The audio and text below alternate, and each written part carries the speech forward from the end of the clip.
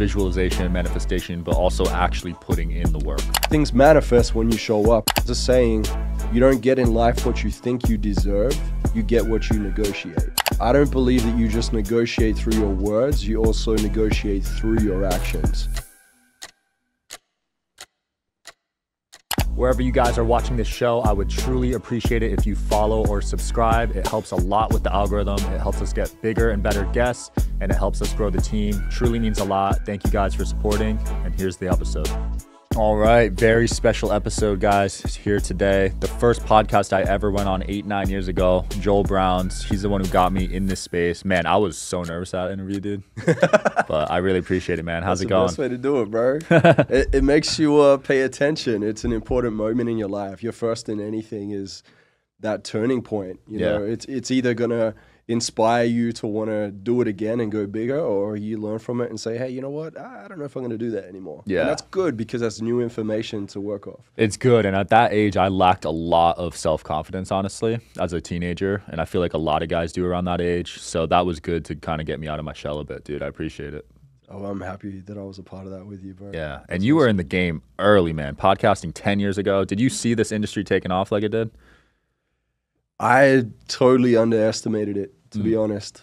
I really did not think it was going to go on the trajectory that it did.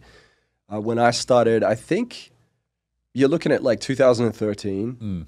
I created a website called addictedtosuccess.com about a year or two before that. We reached, so far, we're at 372 million website views. Obviously, people don't look at websites as much as they used to. So our heyday was up until about 7 or 8 years ago. Our traffic still runs, you know, through the site, but it's not the level it was. But what really helped it to rise to the level that it did was the podcast. And I think it's because when people listen to a podcast, they feel like they're there with you. You know, it's crazy. I'll be at an event speaking somewhere and someone will come up to me and they're like, oh, you're vegetarian, or you're this. They'll say something to me, and I'm like, how do you know? And they're like, oh, episode 26. I'm like, wow, I didn't even, sometimes they'll say things to me that I didn't realize I said because it was on a podcast conversation. So it shows you that people listen to the podcast in their car, going to the gym, running errands, getting ready in the morning. It's very personal. And yeah, it's a great way to build rapport with your audience. Interesting. I didn't know you were a vegetarian. Let's dive into that. Is that for spiritual reasons? No, not necessarily, no. When I was 7 years old, I went on a school excursion and we went to a dairy farm, right? And I'm a pretty rebellious person, even to this day. I don't like rules. I tend to push back on them quite a lot. It's sort of in my entrepreneurial spirit. But the teacher said, don't go over there. We need to stay together as a group. So me and two of my rebellious friends decided to jump a fence and run over to this other warehouse. And it was an abattoir, which is a meat house. Whoa. And I saw a cow hanging upside down that was like chopped in half. And no there was like way. Blood everywhere. I freaked out. So I came home and I said to my mom, why are they killing animals? And my mom's like, oh, it's for beef. And I'm like, what's beef? And she's like, that's cow. I'm like, well, what's pork? And she's like, that's pig. I'm like, why do they have different names for it? Right? And it's actually a good question, right? Because it's like, hey, we change the name of things so we don't associate to it while we're eating it, so we're not put off. Sorry if I put anybody off. Wow, listening that's to a this. good point, yeah. But my mom's like, hey, you don't need to. If you want to, you can have vegetarian food. I was like, well, what's that?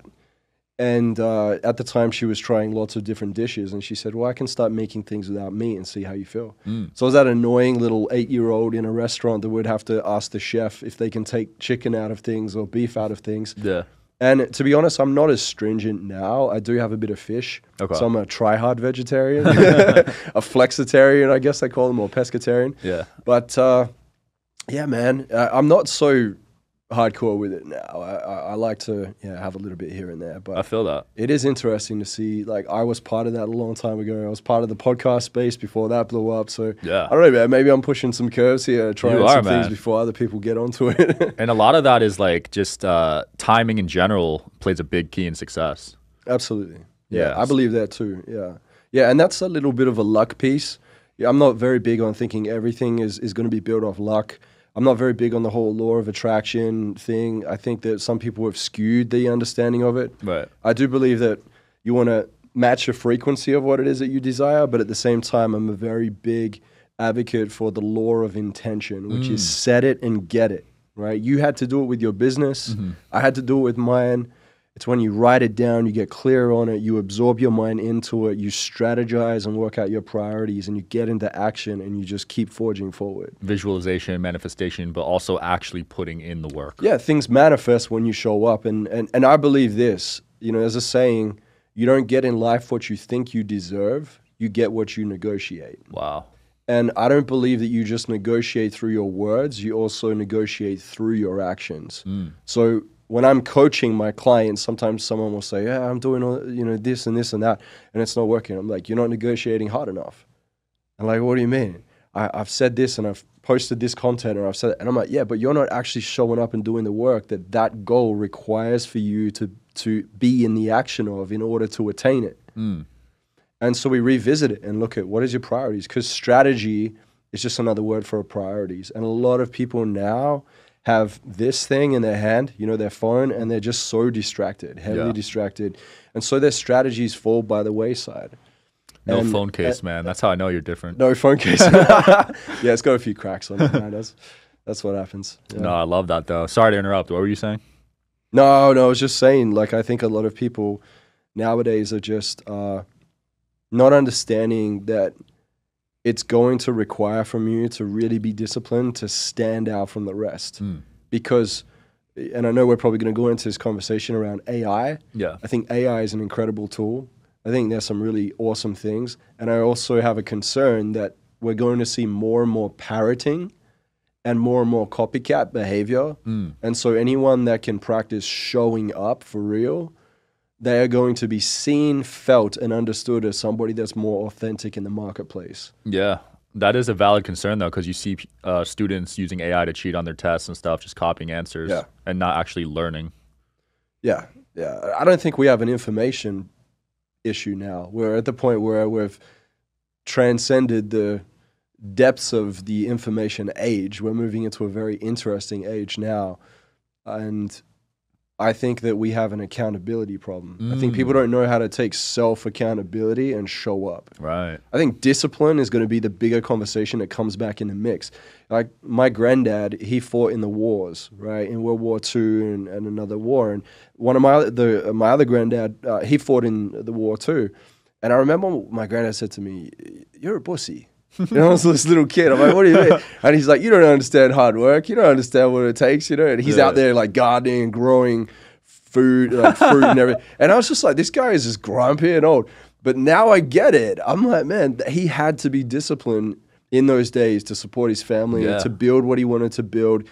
He had to overcome so much more. Like I can sit behind my laptop and feel comfy on my whereas he was out there in the trenches and saw some of his best friends get killed in front of him. You know what I mean? Yeah. So I don't take that lightly, man. My, grandparents fought for me to be here today. If he died off and didn't have my dad, I wouldn't be here. Right. And so I really honor that. And I think that, we can easily get distracted in social media and we can get distracted in comparison. But when you're focused in your own lane and you have your own vision, you don't get distracted with what everybody else is doing, and you get to work and you prioritize and you stick to it, and you see amazing fruits that comes from the effort. Absolutely. Discipline and effort is so key. And I've noticed it's actually gotten harder because of social media to stay locked in.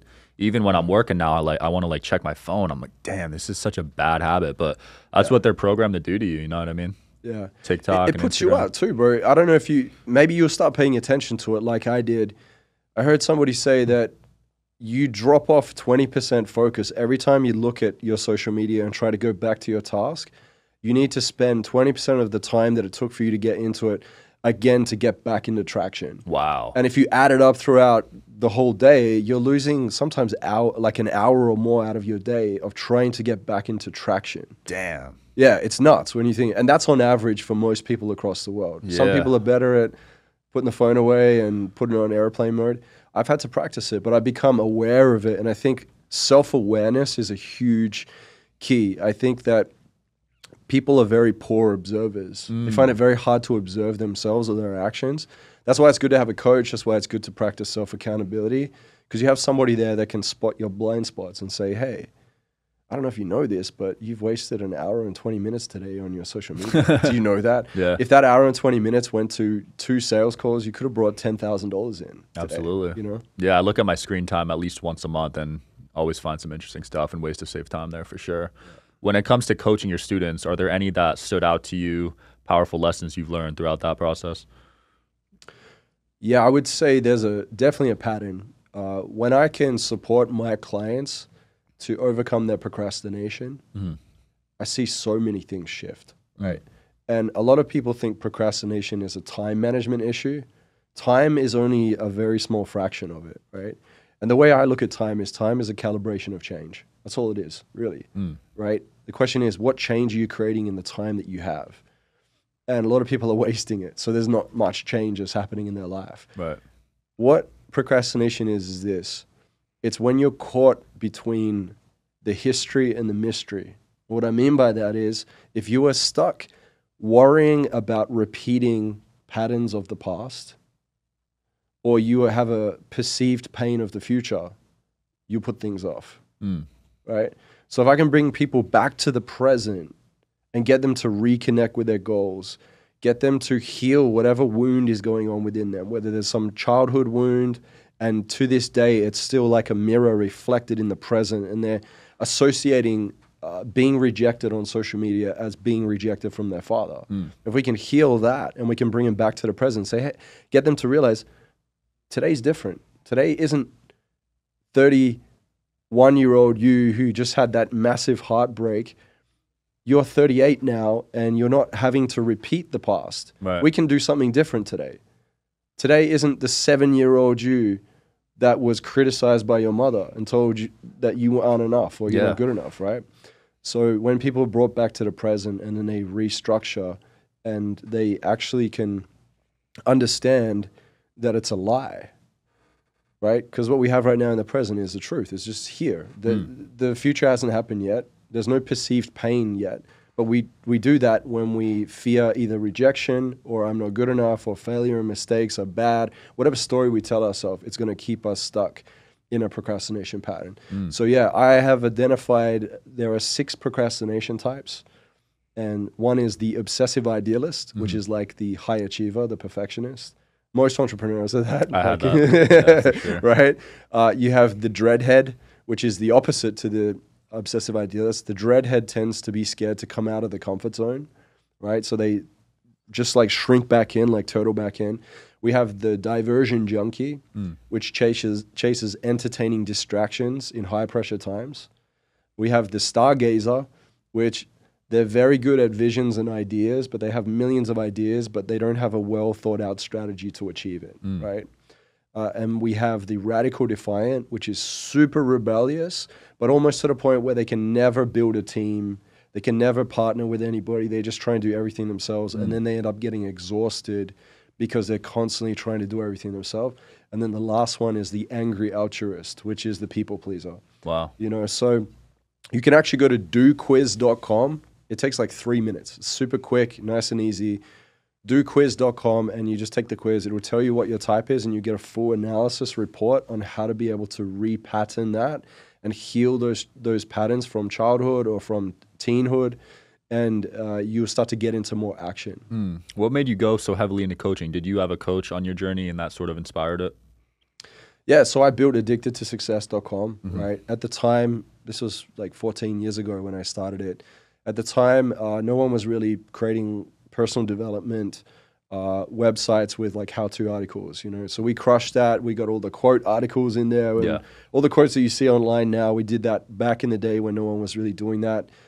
And I really am just a very curious individual. I used to study people like Michael Jordan. I know you're into basketball too, bro. I got this book called Rare Air, which is Michael Jordan's biography. And I just remember studying it and going like, what makes Michael the best, right? Because he wasn't as muscly and as big, but he was better than the other players. So I was like, there's something he knows in his mind. You know, as a young kid, I just thought that. There's something he knows, right? That's sick.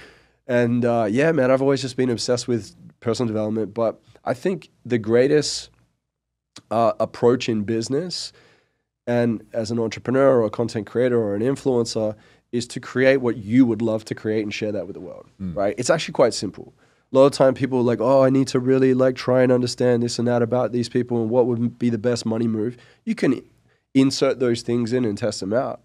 But what's going to sustain over a long period is what is it that I have such a deep passion and a magnificent obsession for? And if I love it, there's got to be other people out there that love that too, right? And your people will find you, but you got to keep showing up in it. So for me, I did that. And then I got to a point where I started getting asked to speak at events. Yeah. And, you know, I had my whole fear of public speaking that came up. The first talk I did at a company, it was like 360 people. I almost tinned. You know, I ended my 20-minute speech at the 16-minute mark. And then from there, I realized like, okay, some people in the audience actually enjoyed it. They got value from it. And so I decided to go all in with speaking. And the way that I became a better speaker was working through my own trauma, my own wounds of not feeling good enough, my Superman complex of trying to do everything myself. And I just fell in love with the art of transformation. I wanted to also return the favor to people because other coaches had supported me in that too. Wow. And it was like a patchwork. You know, I took a little bit from one coach and another coach. I had a breakthrough when it came to love and relationships. Another one, healing my... Are you interested in coming on the Digital Social Hour podcast as a guest? Well, click the application link below in the description of this video. We are always looking for cool stories, cool entrepreneurs to talk to about business and life. Click the application link below, and here's the episode, guys. Mother and father wound, another one around like religious trauma, another one around productivity. And I just pieced them together and I went, cool, I think I want to support people to do this. Wow. So I genuinely love coaching. I'm not just calling myself a coach. I love the art and craft of coaching. And I train coaches. You know, I've trained over 200 coaches have been certified through me. Dang. And I love raising up leaders in the world to create impact because I've only got so much bandwidth, man. I can only do so much. Yeah. You know, just like you got to be able to have a team or other people, foot soldiers to get out there and make an impact too. Absolutely. Wow, that's legendary, man. I want to dive into that religious trauma actually, because I know you do post a lot about God and stuff. So where are you at in that journey right now? Yeah, man. I mean, you probably hear a lot of Christians nowadays say it's about relationship, not religion. And it's quite easy to say that. But then I do also think that even when Christians say that, they still have a very deep religious binding that's happening, right? Because it's so embedded in our culture. There are some great things about religion, and there are some terrible things about religion. You know, when it comes to power-mongering, control, manipulation, the lies, things that happen in certain church organizations, it's terrible. Right. You've got people in every field that are charlatans, right? Not just in the church environment, but other environments too, in entrepreneurship, in the coaching world, and wherever else. But I'm a very big believer that if you go to the source, then you don't have to worry about the distortion. And I think that religion was a vehicle that was utilized over the top of truth, like a template that was laid over and it was scribbled over for its own agenda. And so I think us having ritualistic practices in the sense of praying, getting in the word, you know, praying for others, having community, all beneficial things. But when it comes to the fear-mongering aspect, we're all sinners, man. We're all fallen short of the grace of God. And who am I to sit there casting judgment and shame on somebody that maybe they haven't even had the experience of having a personal spiritual connection with God yet, or a relationship with God? We all have our things that we struggle with. Right. You know, I know pastors that have had affairs. I know pastors that are addicted to, you know, maybe not right now, but they have had that and they've had their battle with it, you know? So I coach and I've coached thousands of people. And so you get to a point where you realize we're all screwed up, man. We've all got our things. Some people are just trying to hide from it more than others. And I always ask, like, what are you hiding, avoiding, and pretending not to know? And I think that somebody like Jesus, man, like he just spoke the truth, bro. And I love that. We need that. In this world today, there's so many lies. Yeah. There's a saying that the truth is often surrounded by a bodyguard of lies. That's the value of truth. The truth is so damn important, right? So it's going to have manipulation. It's going to have distortion all over it.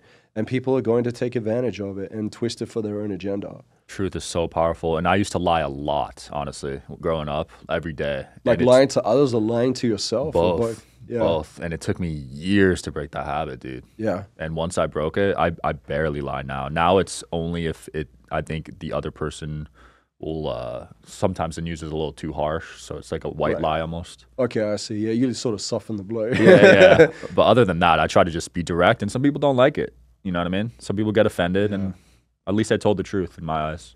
Well, that's good. It sounds like you overcame a wound of not feeling good enough. Because I felt like that for years, dude. we lie when we want people to accept us. Yeah. But you're like, hey, I don't need to do that anymore because I already accept me. Yeah. No, I don't need someone to like my social media post. I already like me. Yeah.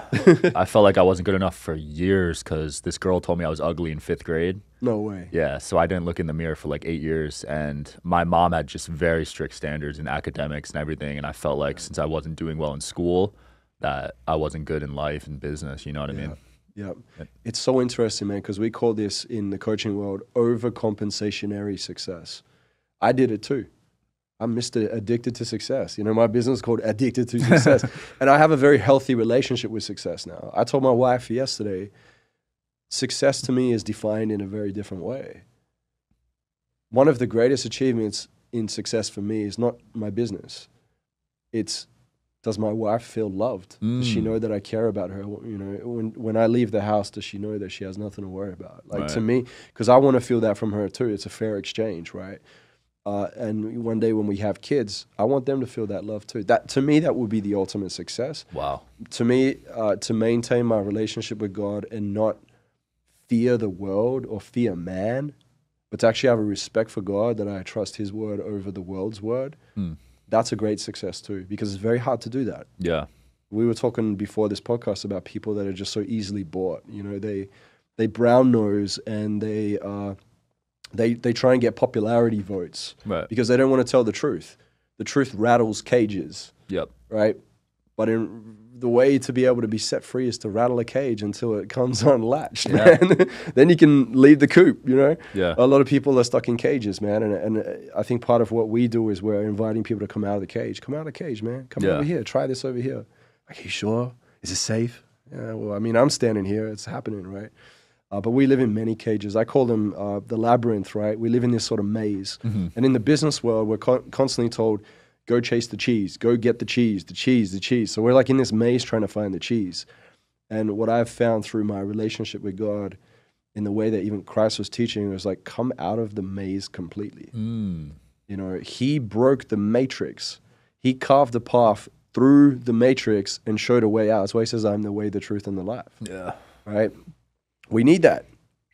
There's no doubt we're stuck in a matrix right now. Absolutely. If you want to call it that, it's a societal construct, a slave-like system, and a lot of people are asleep to what's going on in the world. And you don't have to have all the answers. I think sometimes people can get so addicted to needing to know everything that could be a conspiracy, or what is the government doing, or what is this politician saying, or how is this person going to get in.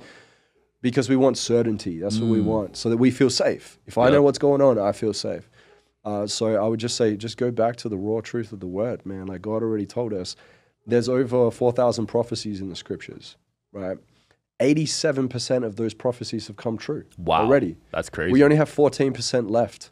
We are in the time of Revelation. Yeah. We're in the book of Revelation. You know, if you look at the book of Daniel and Revelation, they are cross-references, symbolic and literal, metaphorical as well, for us to understand where we are on the scale of time. You know, and Christ says in there, come out of her, my people.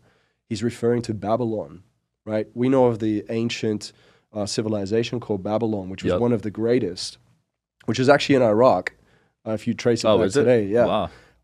But he's saying, come out of her, my people. Come out of Babylon. What is Babylon? Babylon is Babel. Babel is confusion. Come out of the confusion. Come back to the truth, right? We're living in so many layers of templates now from the original design that God had created that it's tough for us to see through the murky water. So interesting. Yeah. I wonder if money even played a role back then, because I spent 6 years of my life chasing it. That was the number one priority for me, and I was so unfulfilled, honestly. And now I'm at a place now where it's like secondary. It's not the main focus. Yeah. Dude, I wake up every day pumped. Like, it's insane. Yeah. Well, that's the difference between ambition and purpose. You know that, right? So you have ambition, which is kind of like this: going out to the club, drinking, People, might take drugs or do whatever, right? You got to get it out of your system. And then you get to a point where you're like, hey, I don't want this anymore, right? I felt like that when I first started chasing success. I had multi-million-dollar success. I had offers for Addicted to Success, spoken on stages around the world, stayed in penthouses that kiss the sunset, like the luxury cars, all the things, man. I've lived in so many different countries around the world. I've traveled to over 54 different countries. Wow. And, that's cool, great experience, but it was ambition. And when you reach this mature success, it's like a new dimension. You realize it's actually about purpose. Purpose is, I don't work for my money. I make my money work for me. And my money works for me because of the systems I've created. James Clear, who wrote the book Atomic Habits, a great guy. I've had him a couple times in my groups and on my podcast. And he says something so profound. He says, you don't rise to the level of your goals. You fall to the level of your systems. Wow. Yeah. You don't rise to the level of your goals. You fall to the level of your systems. So you can write all the goals you want, but if it's not systemized, you're constantly having to like hike back up that hill every time to launch again and to repeat the process. So systemize it. That's smart. That's mature success. I want to systemize so I can spend more time with my wife, right? My family or my friends or whatever it may be. I want to systemize so I can be able to 10x my income so I can contribute whatever, 10, 20, 30% to philanthropic ventures. That's smart, man. That's purpose. That's what we were put on earth to do, is to multiply. God already gave us all the abilities. People don't multiply because they're coming from lack and scarcity. They don't see money as a tool that can be multiplied through wise investment. And so instead, they're constantly chasing the cheese in the maze. Chasing it, yeah. Were you sacrificing your health, your time with friends and family early on in your business career? Yes. And I think I got to do that so that I was able to realize what hard, focused work is.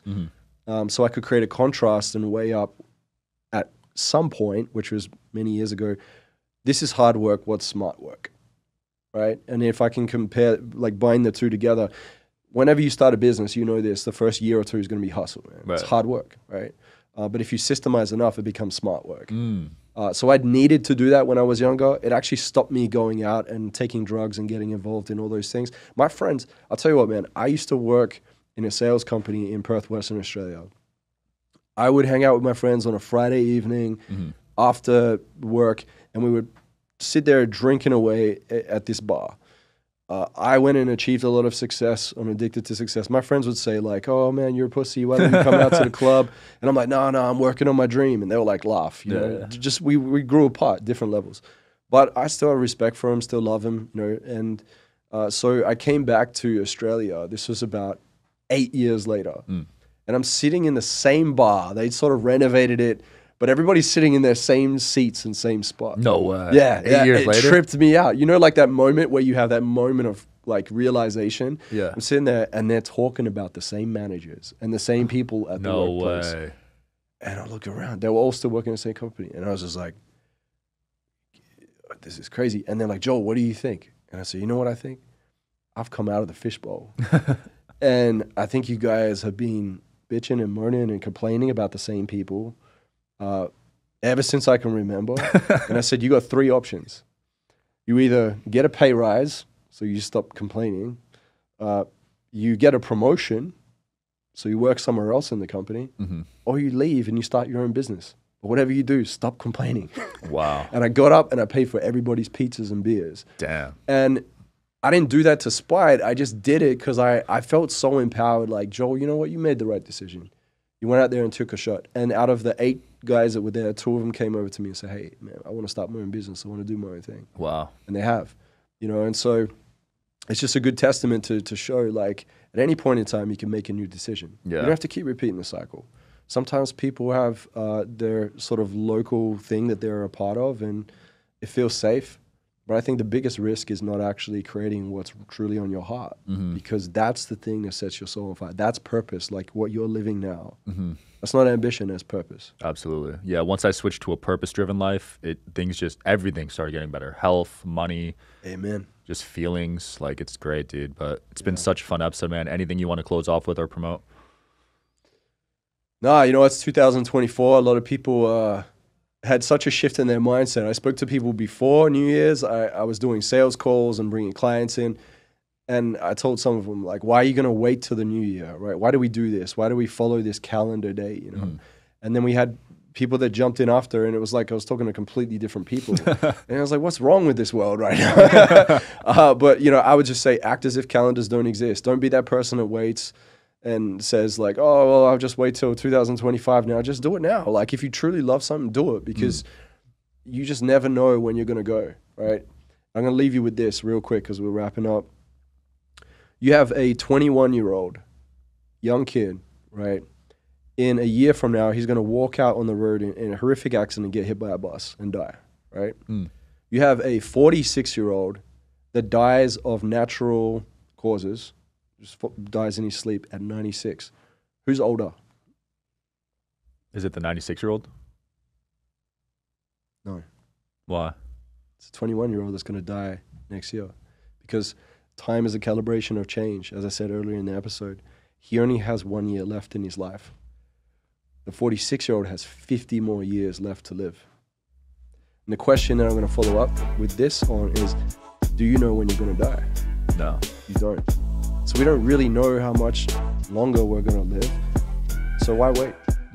Just action it today. Make it happen. Powerful, man. I love that. Dude, thanks so much for coming on. Hey, man. Great Thanks episode. for having me, bro. Yeah. Thanks for watching, guys, Awesome. as always. And we will see you tomorrow.